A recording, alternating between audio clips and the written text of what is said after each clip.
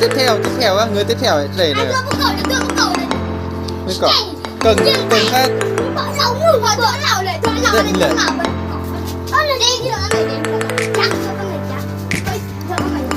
Bợ lệ.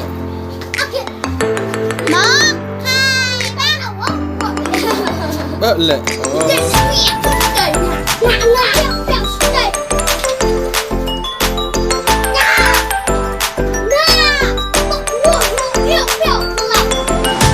Rồi, cuối cùng, Ninh cuối cùng.